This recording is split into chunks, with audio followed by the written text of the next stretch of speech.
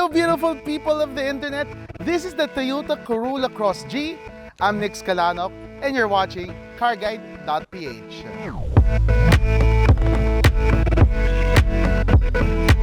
Before we start the review of the Toyota Corolla Cross G, I just want to say thank you for clicking on the video and spending time with us. So if this is your first time here and you like the video at the end, consider subscribing to the YouTube channel. And if you want the latest reviews and news of the car industry, consider liking our Facebook page. And if you want a more in-depth review of not only this car, but of other cars that we have tested, check out CarGuide.PH. And with that out of the way, let us go to the review of the Toyota Corolla Cross G. To go through this review, before we talk about the specifics of the Corolla Cross G, I think it is best that we talk about this one with its other brothers in the lineup, which is the V variant and the GRS variant. We'll talk about the similarities and then their differences, and then we can talk about the car specifically. And then along the way, on the things that are similar, we can talk about it as a whole. Let us start with the biggest commonality. Whether you get the G, the V, or the GRS variant, unlike before where there was a non-hybrid as the entry-level Corolla Cross, this time around, the Corolla Cross across the lineup is a hybrid vehicle. So if you notice, the plate number here is green because this, even if it's the entry-level one, is a hybrid vehicle. The Toyota Corolla Cross, whether you get the G variant you see right here, the V, or the GRS variant, they all get a hybrid system that comes with a 1.8-liter naturally aspirated gasoline engine with a total system output of 122 PS and 142 Newton meters of torque. And this is all working together with a CVT. Other common things you get in common with the Corolla Cross are things like the LED headlights, but the V and the GRS variants have sequential turn signals, while this one is the ordinary turn signal. And across the board, you also get front and rear sensors, with the little difference being that this one has 2 front sensors, while the V and the GRS has 4 front sensors. But when it comes to the rear sensors, don't worry, all variants come with 4 sensors.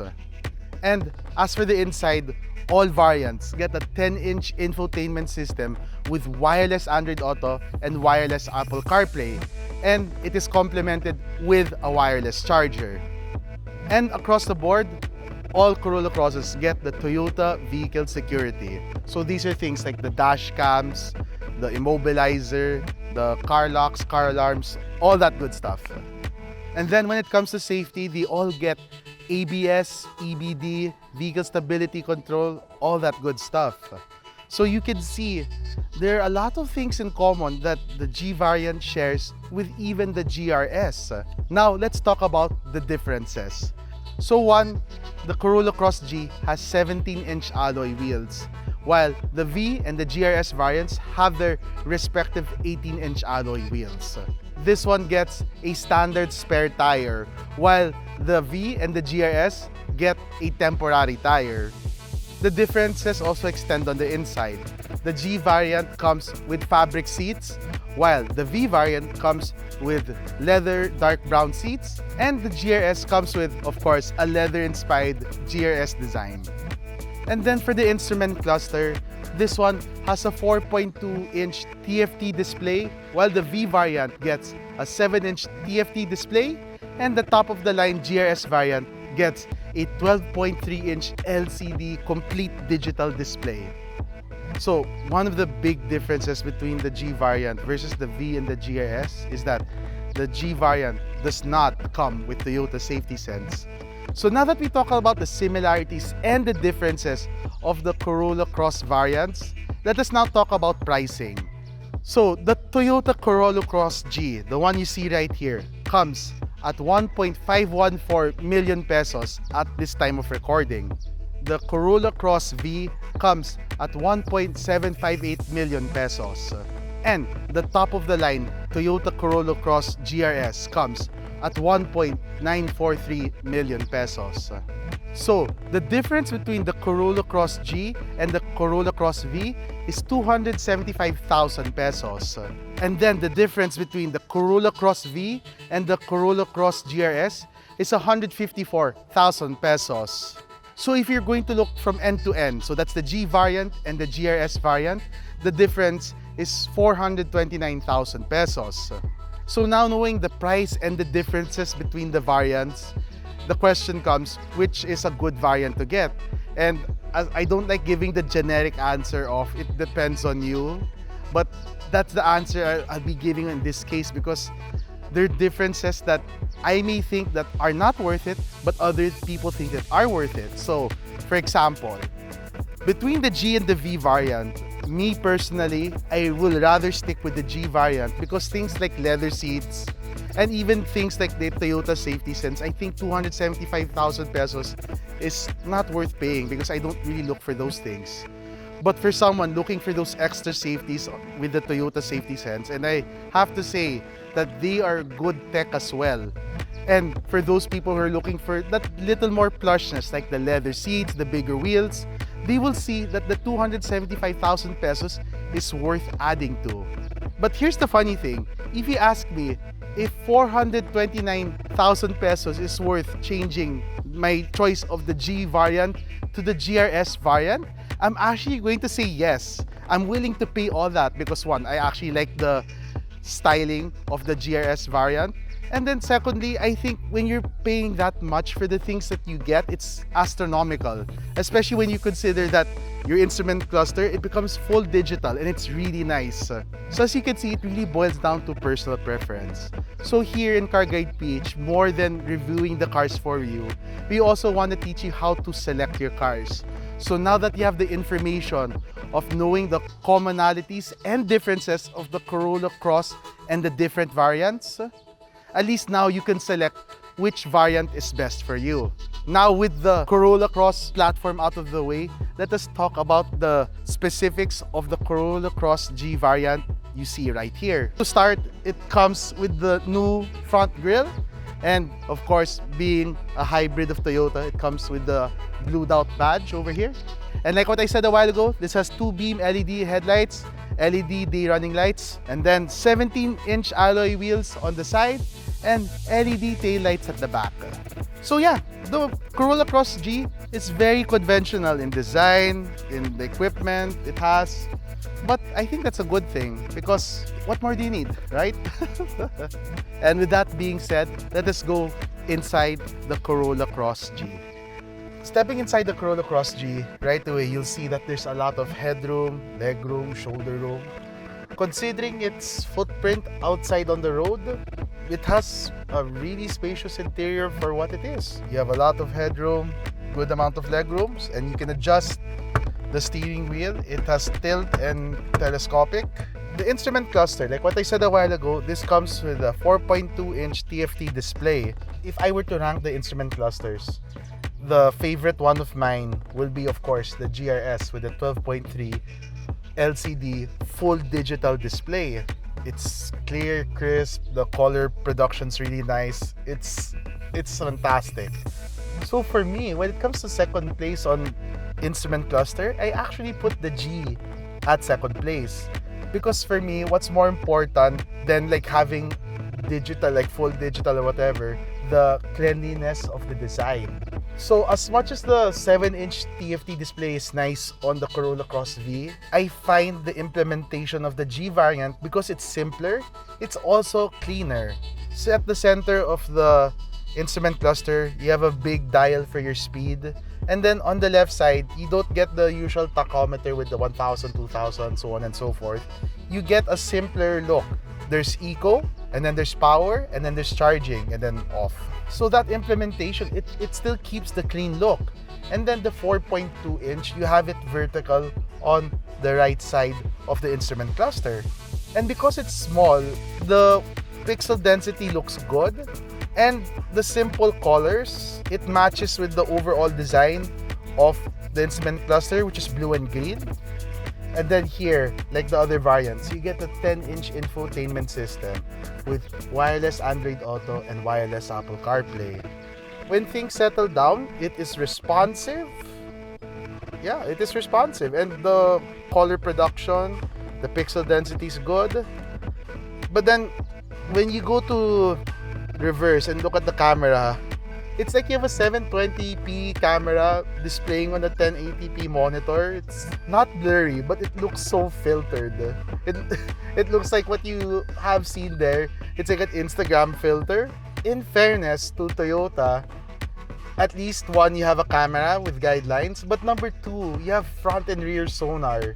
With that, I will forgive them for having a low resolution camera compared to the screen, because at least as a holistic package, you have more than one instrument to help you park and go around. And then I like the fact that they all come with a dash cam, especially nowadays. This can save you when it comes to insurance. Down here, we have dual climate control. So your passenger, he or she can control the temperature of their side, and then for me, I can control my side, and of course, you know me, I like to go low. Down here in the center, you have wireless charging. And then down here, you have drive modes. So there's power, there's eco, and then there's normal. And then here we have EV mode. So if you have enough battery charge, you can run this on pure electric. The panels, they're plastic, but the implementation looks like the trusty Toyota that this should last at least 10 years. So that's about it for the driver and dashboard of the Corolla Cross G. Let us now hop into the back while keeping this seating configuration. I fit, but it's maybe half an inch or 1 inch at best worth of leg room. But they were able to achieve this because they scalloped the seat. Even if you have a tall person at the front, there's still leg room that exists. When it comes to headroom, look at that. That's around 4 to 5 inches of headroom. I can go like this or like this, and then put the headrest up. Nice and comfy. There's a shoulder room, at least anecdotally, it's above average.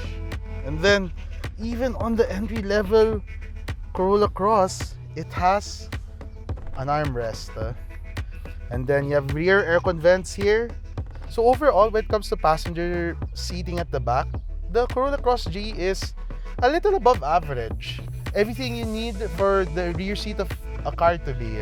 It's not super expansive, but it's not cramped either. So to sum it up, when it comes to the rear passenger space, I think it's very reasonable. I think it's the best word, reasonable. The Corolla Cross has a 40-60 split, and actually you can reach it from here at the back. So if you want to fold the seats down, you can. But as you can also see, it's not a flat bed. So if you have a rolling item, it stops over there. And yeah, there's no way to level it out. So you can fold the rear seats flat, 40-60, but also consider that it is not a flat bed. There's a elevation for the rear seats. So let me put the seats back up. Okay, now that the seats are back up, we have the Pelican case 1510, which is the cases you see around nowadays, you know, with different brandings. But this is basically the case that fits hand carries at the airport. You can fit 1, 2, and then maybe the third one you'll have to put it on its side. But you can fit around 2.5 of these cases, and then you still have a lot of room here. So when it comes to trunk space, I would put it above average definitely, because for its footprint, you get a lot of trunk space right here. The Corolla Cross G comes with the standard spare tire. So, yep, now we're driving the Corolla Cross G. And as far as drivetrain's concerned, engine and transmission, they're all the same with the G HEV and GRS variant. But when it comes to the GRS variant, it actually has a special GRS suspension. So if in terms of ride, it might be different a little bit compared to the G and the V variant. So keep that in mind when listening to the drive of the Corolla Cross G. And then there's one more thing to consider, and this actually goes to the fuel mileage. If you buy the Corolla Cross G right now, it actually comes with the new lithium battery. Unlike before, it's the nickel metal hydrate, if I'm not mistaken. If you buy the Corolla Cross G, V, or GRS, it's going to come with the lithium battery. So on this launch variant of the Corolla Cross G, we got a CarGuide.PH highway test drive of 27.6 kilometers per liter. But with the new Corolla Cross G, with the new battery, we were able to get 30.8 kilometers per liter on our CarGuide.PH highway test. So what does that mean? If you were to ask me, I think the extra battery storage of the lithium ion allows the electric motor to assist more. Because like when you're driving on the highway, which I'll explain later, it mixes between like gasoline and then with the assist of the electric motor. And because you have more storage of energy on the lithium battery, and it'll be able to assist more. And with it being able to assist more, it allows a higher kilometer per liter reading. So that sums up the CarGuide.PH highway test drive. Now let us go to how the Corolla Cross G drives. The steering is on the comfortable side. So if we're going to go like sporty firm or comfy loose, it's more on the comfy loose. So when you're driving on the highway, going above 60, I don't feel a sudden firmness to it. But it's still point and shoot, it's still intuitive, but it's not firm like the other cars I've tested recently. And on the long drive, that's a good thing because it is comfortable. And what a comfortable steering allows you is it allows you to drive more. And if you're not getting tired easily, it means that you can pay more attention to the road. So when it comes to steering, the Corolla Cross is comfortable. So let's go to power delivery. So what I like about this being a hybrid system is when you break inertia, it starts off with the electric motor. And what that means is because the electric motor has a lot of torque compared to the gasoline engine and it's more instantaneous, braking inertia is so smooth with the Corolla Cross G. When it comes to highway driving, the Corolla Cross G mainly uses the gasoline engine and the electric motor actually assists the gasoline engine so that it drives more efficiently. So you'll see it seamlessly work between engine and then electric motor helping the engine, so on and so forth. And then when you're on the highway rolling, you can see it charging.